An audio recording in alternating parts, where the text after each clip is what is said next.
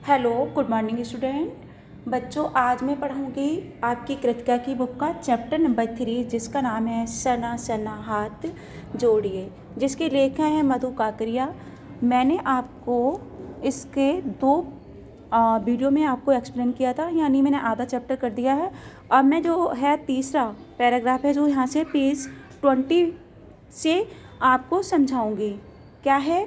अनमनी सी मैं बैठी, लेखक कह रही मैं अनमनी बैठी थी, थोड़ी देर के बाद ही फिर वही नज़ारे आँखों और आत्मा को सुख देने वाले।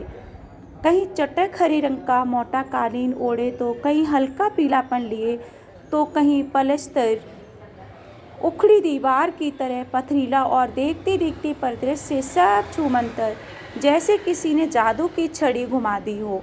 क्या कह रही हैं? जैसे पलस्तर, यानी जो आपने देखा होगा छूट जाता है ना प्लास्टर, उसकी बात कर रही हैं। पथरीला, देखते ही देखते परिदृश्य सब छूमंतर हो गया, यानी सब कुछ क्या हो, गायब था। किसी ने जादू की छड़ी घुमा दी, ऐसा लग रहा था सब कुछ जादू हो गया था। सब पर बादलों की एक मोटी चादर, सब कुछ बदलामय और कैसा था, बादलमय हो गया। चित्रलिखित सी मैं माया और छाया के इस अनूठे खेल को भर भर आंखों से देखती जा रही थी। बच्चों, लेखिका है वो बता रही थी कि मैं क्या कर रही थी, इन सबको आंखों से देख रही थी। प्रकृति जैसे मुझे सयानी यानी बड़ी बनाने के लिए जीवन रहस्यों का उद्घाटन करने पर तुली थी। लेखिका आती लग रहा था प्रकृति है वो मुझे क्या बता रही थी, सयाना बना रही थी, यानी मुझे बड़ा बनाने के लिए अपने जीवन के रहस्यमय उद्घाटन करने के लिए मुझ पर तुली हुई थी। बच्चों, ये कौन कह रहा है ये बातें सारी? लेखिका अपने शब्दों में यहाँ पर आपको समझा रहे हैं। धीरे धीरे धुंध की चादर थोड़ी छटी, यानी जो धुंध थी, कोहरा टाइप का था, वो क्या हुआ, अब हटने लगा था। वहाँ पहाड़ नदी नहीं तो विपरीत दिशाओं से आते छाया पहाड़ थे, और थोड़ी देर बाद ये छाया पहाड़ अपने श्रेष्ठतम रूप में मेरे सामने थे, यानी श्रेष्ठतम बड़े रूप में मेरे सामने थे। जीभ थोड़ी देर के लिए रुकवा दी गई थी। मैंने गर्दन घुमाई और सब ओर जैसे जन्नत बिखरी पड़ी थी। चारों तरफ इतना सुंदर नज़ारा था, नज़रों के छोर तक खूबसूरती। ऐसा लेखक कह रही क्या थी, चारों तरफ बच्चों खूबसूरती थी। अपने को निरंतर देने की अनुभूति कराते पर्वत, झरने, फूलों, घाटियों और वादियों के दुर्लभ नज़ारे थे। वहीं कहीं लिखा था थिंक ग्रीन, और क्या लिखा हुआ था बच्चों, थिंक ग्रीन। तो आपको जैसे पता होगा बच्चों, वैसे पहाड़ी नज़ारा जो होता है, दृश्य कितने सुंदर होते हैं, ऊंचे ऊंचे पहाड़, उस पर हरियाली, और अगर बर्फ़ जमी हो तो जैसे सूरज की किरणें उन पर पड़ती हैं तो कैसे चमकती हो चांदी की तरह, वो दृश्य कितना मनमोहक होता है। तो लेखिका उसी के बारे में यहाँ पर बता रही हैं। आश्चर्य है, पल भर में ब्रह्मांड में कितना कुछ घटित हो रहा था।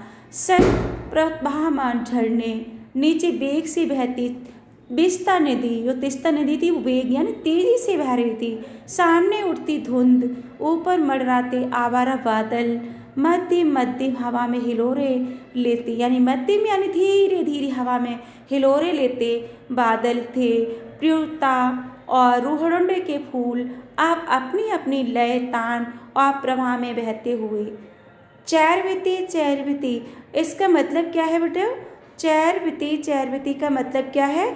चलते रहो, और समय के इसी सतत प्रवाह में तिनके सा बहता रहा वजूद, यानी वहाँ का जो अस्तित्व था बच्चों, वो इसी के अंदर था।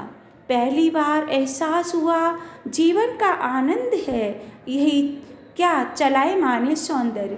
लिखा करी मुझे पहली बार ये अनुभव हुआ, क्या है ये जीवन का चलायमान ये सौंदर्य है, वही क्या है, आनंद है। संपूर्णता के उन क्षणों में मैंने इस बिखरे सौंदर्य से इस कदर एकात्म हो रहा था कि भीतर की रेखा मिट गई थी। यानी लेखक कह रही है बाहर का बच्चों जो सौंदर्य था उसको देखकर हमारे अंदर की जो थी वो क्या हो गई थी, सब कुछ खत्म हो रहा था। आत्मा की सारी खिड़कियां खुलने लगी थी। हमारे हृदय की जो खिड़कियां थी वो क्या थी, सब खुल रही थी। मैं सचमुच ईश्वर के निकट थी। लेखा करी मुझे ऐसे लग रहा था बच्चों जैसे मैं बिल्कुल ईश्वर के समीप पहुंच गई हूँ, यानी बिल्कुल उनके निकट पहुंच गई हूँ। कौन बता रहा है बच्चों, ये लेखिका कह रही हैं कि मुझे ऐसे लग रहा था जैसे मैं बिल्कुल भगवान के निकट हूँ। सुबह सीखी प्रार्थना, फिर ओठों के छूने लगी थी। उन्हें प्रार्थना सीखी थी, वो किससे, एक नेपाली युवती से सीखी थी। सुबह सीखी प्रार्थना, फिर ओठों को छूने लगी थी। क्या आप थी प्रार्थना, सना सना हाथ जोड़े। उन्होंने कौन सी प्रार्थना सीखी थी, सना सना हाथ जोड़िए। किससे सीखी थी बच्चों, एक नेपाली युवती से सीखी थी। इसका मतलब क्या था, छोटे छोटे हाथों से प्रार्थना करना। तभी वह अतीन्द्रिय संसार खंड खंड हो गया। वह महाभाव सूखी टहनी सा टूट गया। दरअसल मंत्रमुग्ध सी मैं तन्नित अवस्था में थोड़ी दूर तक निकल आई थी कि अचानक पाँव पर ब्रेक सी लग गई। लेकिन मैं चली, लेकिन मैं रुक गई, जैसे समाधिस्थ भाव में नृत्य करती किसी आत्मलीन नृत्यज्ञा के नूपुर अचानक टूट गए हों। मैंने देखा अद्वितीय सौंदर्य से निरपेक्ष कुछ पहाड़ी औरतें पत्थरों पर बैठी पत्थर तोड़ रही थीं। लेखिका ने कि वहाँ का जो दृश्य देखा वो क्या था बच्चों, जो पहाड़ी औरतें थी पत्थरों पर बैठकर पत्थर तोड़ रही थी। क्या कर रही थी, पत्थर तोड़ रही थी। गूंदे आटे से कोमल काया पर हाथों में कुदाल और हथौड़े थे। उनके कोमल हाथ थे, हाथों में क्या था, कुदाल थे और हथौड़े थे। कईयों के पीठ पर बंधी डोको बड़ी टोकरियां थी। उनके मैं भी उनके बच्चे बंधे हुए थे, और उनके पीठ पर जो बंधी हुई टोकरियां थी बच्चों, उन टोकरियों में भी उनके बच्चे बंधे हुए थे। और बच्चे उनके बंधे हुए थे। भरपूर ताकत के साथ जमीन पर वो क्या मार रही थी, कुदाल को मार रही थी। इतने स्वर्गीय सौंदर्य, नदी, फूलों, वादियों और झरने के बीच भूख, मौत, दैन्य और जिंदा रहने की ये जंग, मातृत्व और श्रम साधना साथ साथ वहाँ पर खड़े BRO बोर्ड रोड ऑर्गेनाइजेशन के कर्मचारी से मैंने पूछा। लेखिका कह रही मैंने वहाँ से पूछ लिया। कौन था, बोर्ड ऑर्गेनाइजेशन के जो कर्मचारी थे उससे लेखिका ने पूछा। क्या पूछा, क्या हो रहा है, उसने पूछा ये क्या हो रहा है। तो उसने वचोलबाजी के अंदाज में बताया कि जिन रास्तों से गुजरते हो आप शिखरों तक टक्कर लेने जा रही हो, वही रास्तों को पहाड़ ने चौड़ा बना रही हैं। उसने बताया कि आप जहाँ ऊपर जाने की तैयारी कर रहे हो, ये रास्ते जो चल रहे हो वो इन्हीं के द्वारा बनाए हुए रास्ते हैं, और हम शिखरों से टक्कर लेने जा रही हैं। उन्हीं रास्तों को पहाड़ ने चौड़ा कर रही हैं। बड़ा खतरनाक कार्य होगा ये, मेरे मुंह से अकस्मात निकला। वह संजीदा हो गया। उनके मुंह से लेखा के मुंह से क्या हो गया, संजीदा हो गया। कहने लगा, पिछले महीने तो एक की जान भी चली गई थी। बड़ा दुस्साध्य कार्य है, पत्थर तोड़ना और उस पर चलना, ये क्या है, बहुत ही कठिन कार्य है। पहाड़ों पर रास्ता बनाना, पहले डायनामाइट से चट्टानों को उड़ा दिया जाता है, ये बम लगा दिया जाता है बेटा, मिसाइल लगा दी जाती है जिससे पत्थरों को उड़ा दिया जाता है। फिर बड़े बड़े पत्थरों को तोड़कर एक एक आकार के छोटे छोटे पत्थरों से बदला जाता है। फिर बड़े से जाले से उन्हें लंबी पट्टी की तरह बिठाकर कटे रास्ते पर बाड़े की तरह लगाया जाता है।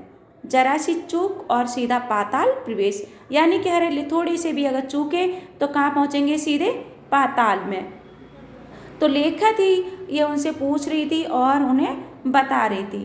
तभी मुझे ध्यान आया, रास्तों पर एक जगह सिक्किम सरकार का बोर्ड लगा था जिस पर बड़े बड़े अक्षरों में लिखा था, ever wonder who if find death you will these roads. आप ताज्जुब करेंगे, पर रास्तों को बनाने में लोगों ने मौत को झुटलाया है। यानी पहाड़ी रास्ते ऐसे ही बनकर तैयार नहीं हो गए बच्चों, इनको बनाने के लोग अपनी जान पर खेलते हैं, अपनी जान को अपनी जोखिम में डालकर तब ये पहाड़ी रास्तों को बनाते हैं। एकाएक मेरा मानसिक चैनल बदला, मन पीछे घूमा।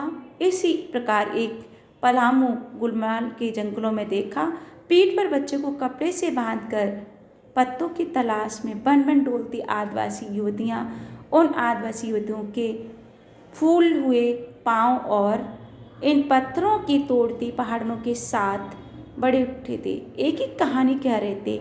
आम जिंदगियों की कहानी हर एक सी है।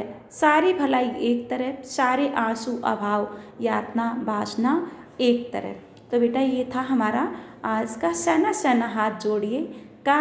आज हमने आपको यहाँ तक पढ़ाया। पेज नंबर 23 का हमने फर्स्ट पैराग्राफ तक यहाँ तक कंप्लीट कर दिया। अब जो नेक्स्ट रह गया वो मैं आपको नेक्स्ट वीडियो में एक्सप्लेन करूँगी।